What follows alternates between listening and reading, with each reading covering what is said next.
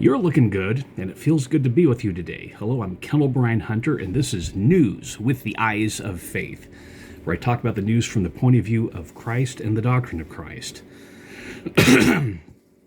As always, the first item is Joe Biden is still president.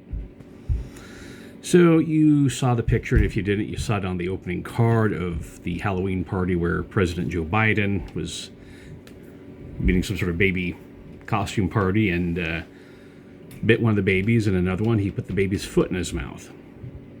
Well, someone certainly put their foot in their mouth along the way. But this is the essence of the election. We all know that Joe Biden, he has served his country. Now, he served it in a way in which I disagree, but he did serve his country as an elected official. And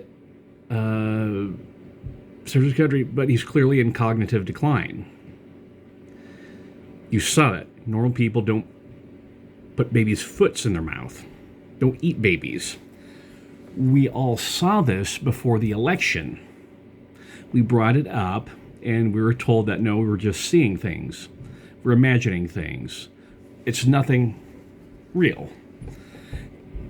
They denied it. They denied it before, during, and up until that debate where someone took Joe Biden off his meds and you just couldn't deny it anymore. So here's the issue. Harris clearly kept quiet about it. She had to see this and know this, and she kept quiet, and she's certainly profiting from her silence to get the office of president. Okay? Confusocracy, that's a term I use. By keeping quiet, by withholding important information about the health, and the same thing with Hillary Clinton, her health issues. Confusocracy. They're not telling us the truth. They're not telling you as party members the truth. I'm talking to the Democrats now if you're watching this. Your party is not telling you the truth. And you're going along with it. And that's what the election is about. It's telling the truth. Things as they really are and things as they really will be. So Harris, for her part, made this comment at one of her rallies. "We know who Donald Trump is," she said on Tuesday. This from the BBC report. "He's the person who stood at this very spot nearly 4 years ago and sent an armed mob to the United States Capitol to overturn the will of the people in a free and a fair election." That is not true. That is more confusocracy. This was covered, the J6 event was covered in the second impeachment. In Congress, the Democrat-controlled Congress did not find anything to convict Trump with. She is not telling the truth. He did not lead it. He did not organize it. It has not been proved. But she's telling it as if it had happened in order to win this election. Confusocracy. What's real? What's going on? And are you siding with your party, right or wrong, or why aren't you holding your party accountable? So Puerto Rico and garbage, and Biden and garbage. Of course, at the rally, which was a successful rally and very energetic. He has a dream team together. Trump does, and one of the comedians beforehand made a comment about Puerto Rico being a floating garbage island or something like that. Now, after President Trump's comments about the S-hole countries that he said in a private conversation, that's his opinion. But this is something he said. It was something that a comedian said, but they're acting like he said it. So later on, President Biden, who's in cognitive decline, called Trump supporters garbage. So remember, my position is that Biden's in cognitive decline. Whoever's controlling his meds is the person really controlling the country, is where things stand now.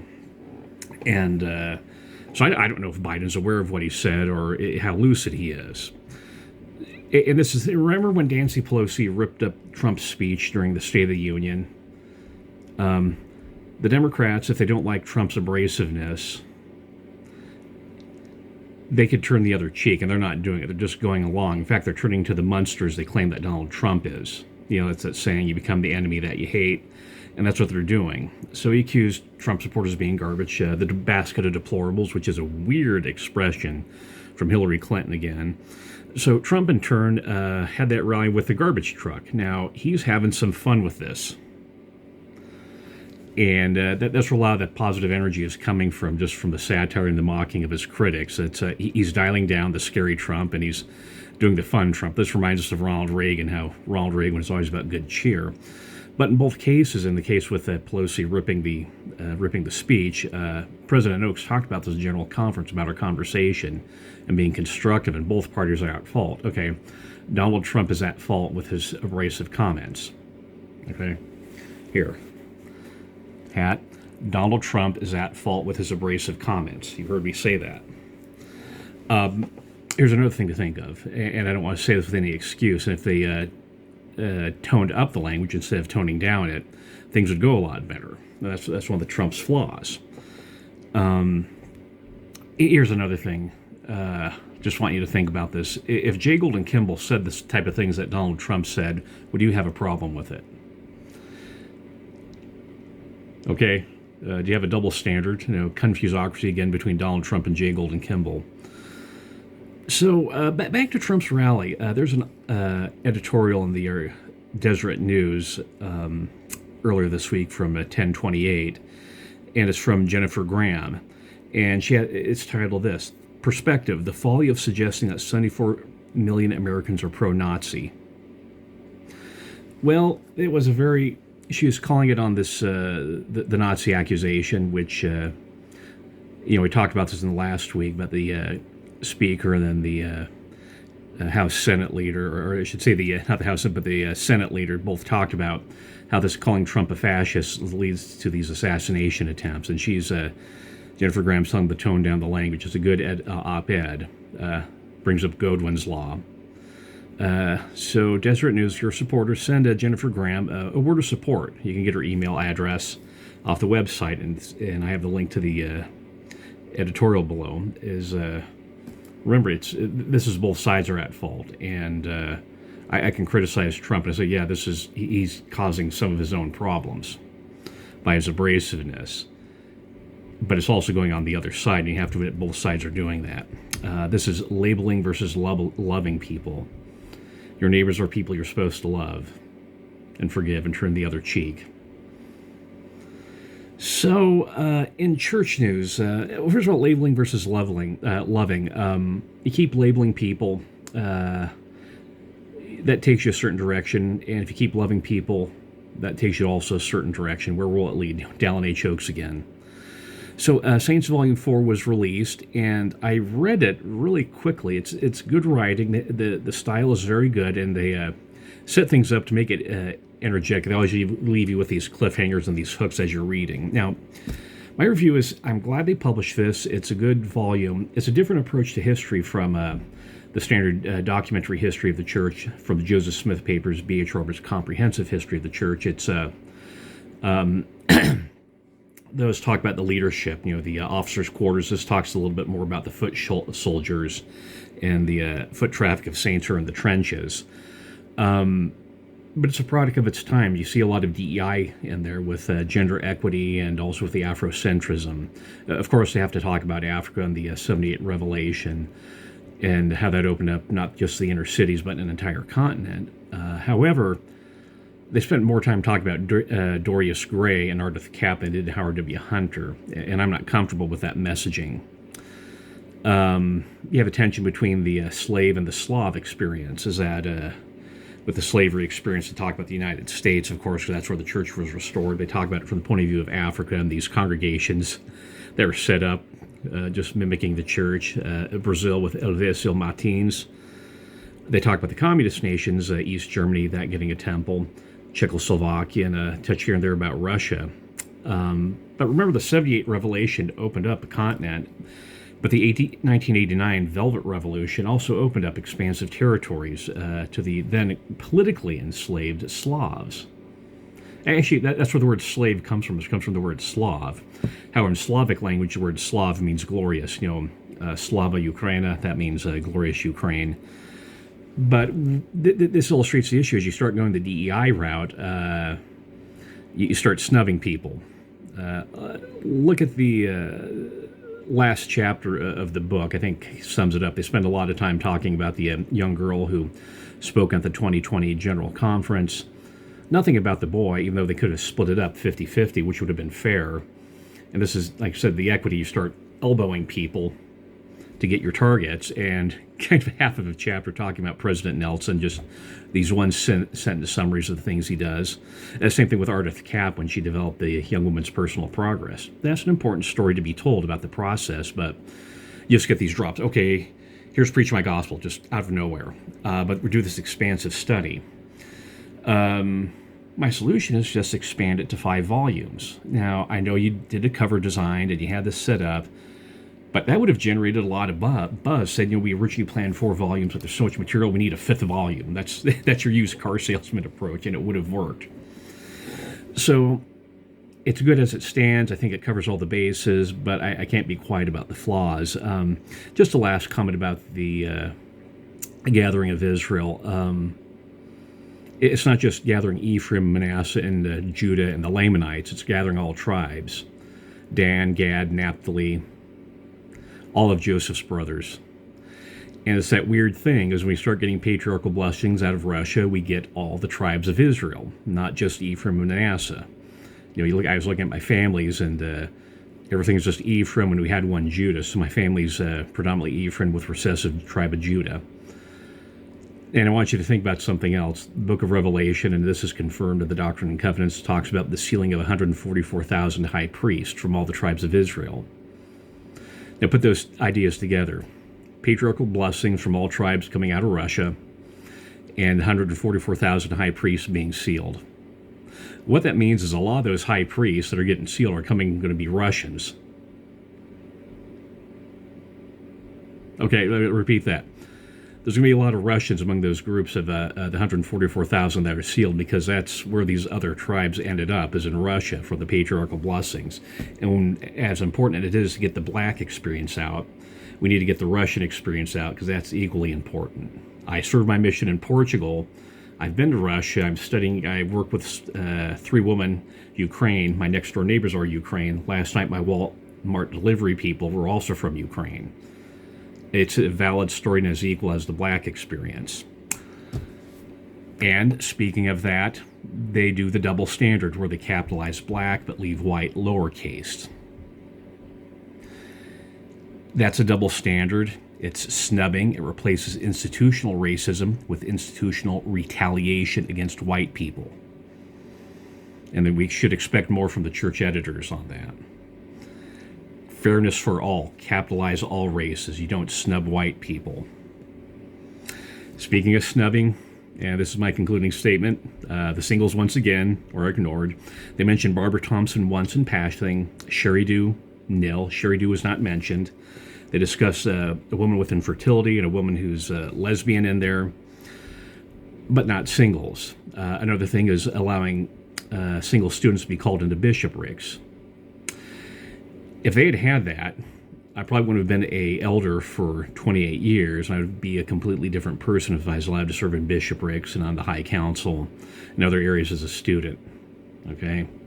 That's important. Someone as a single, and they kind of snubbed us there. So I have to be honest with what I'm saying. I understand you have constraints with 4 volumes, but make it 5. And you get fairness for all with the 5 volumes. Lastly, jaywalking. You probably heard in New York City they decriminalized jaywalking. This should remind you of defund the police, because it's going the same direction. So they said the enforcement was considered discriminatory. Now New Yorkers can jaywalk legally. Now, here's this book here. It's called Vision of the Anointed by Thomas Sowell. I don't have a picture of him. This is pertinent. Thomas Sowell is an economist from Stanford University at the Hoover Institute. He's black. And we're in a situation where we still need to mention that, right? So Thomas Sowell, black, and he describes what happens when you get these crazy politicians coming together and come up with these cockamamie solutions. And he has a pattern out there. There's 4 steps to it: the crisis, the solution, the results, the response. So you have the crisis is they're seeing racial disparities in the enforcement of jaywalking. Now, is that due to race, or is that cultural differences, or just people have always jaywalked? If you serve your mission in a foreign country, you realize that different people from immigrants have different standards for jaywalking. They can get you killed. I've Remember a couple of months ago, standing out DI and a person who is not from our country cutting across State Street in Provo to catch a bus. Okay, that's a suicide walk. So what the solution is that the problem that there's an apparent racial disparities in enforcement of jaywalking. So the solution is to decriminalize jaywalking. Now, when you have these solutions, you always have people think, yeah, that's a good idea. Then people say, hey, no, you're going to get us bad results. What's the results going to be of legalized jaywalking? There's going to be more fatalities. Now, you pay attention to this. This is my prediction. I predict there will be more fatalities from jaywalking in New York City, just like there were more increased crime after you defunded the police. And so what happens is you get the response. What's the response? Denial. Oh, there's complexities here, and changing the subject and just calling people a racist. And when someone calls you a racist, you won the argument because they're not talking about the issues. They're just doing a personal insult as a distraction. Like I said, this thing in New York is just defund the police again. This is the essence of the woke mind virus. So this is also what the election is about. You do dumb things over and over again. So here's a perspective from the Book of Mormon. This is what Nephi says. The idea of decriminalize things to make things go away, defund the police, do away with the defund the police, defund border patrol, and things will go better. I had a friend of mine think that he's talking. Okay, what the reason why crime increases because the police are there? Well, it becomes a bit more apparent because they're tracking it now. But police don't cause crime; criminals cause crime. And if you think police cause crime, and this is not to say there's not abuses, but police do not cause crime. And if you think they do, that's what the election's about. So this is Nephi again. And if you shall say there is no law, you shall say there is no sin. If you say there is no sin, you shall say there is no righteousness. And if there be no righteousness, there be no happiness. And if there be no righteousness nor happiness, there be no punishment nor misery. And if these things are not, there is no God. It's essentially naive and even deathly naive about human nature. Now Nephi is talking about spiritual laws, but spiritual and temporal operate on the same principles. You do away with law, you don't solve problems, you make things completely worse. There will be more fatalities, as were when you defunded the police, and you're just not learning your lesson. Violence. 2 assassination attempts against Trump, and tied with the calling him fascist. Also the burning of the ballot boxes. We have the mail-in ballots and the drop-off things. And here in Provo, they have a ballot box drop-off right by the library. So you have the book drop-off ballots face the book return boxes facing one way, then the ballot box facing the other way. I saw that coming. I thought, look, you leave that there, someone's going to set that on fire or ram it with their truck. So I've never used those. Even though it's cheaper, you have to pay for a stamp. And I've always used mail, but you saw this as in Oregon, these 2 boxes caught on fire. And this is the danger of mail-in ballots. You can't have electronic ballots with a blockchain attached to the vote. But, yeah, we need to put cameras there and have security there and get after those incendiaries who are thwarting democracy. Yeah, real things are at stake. The woke mind virus, insanity, a president in mental decline, and people just don't want to see it. They're in denial about it. They just don't want to admit that. And so they get their mind off of it by attacking Trump because they're not dealing with Biden and Harris, who is an enabler. And that, sadly, is news with the eyes of faith. So carry on.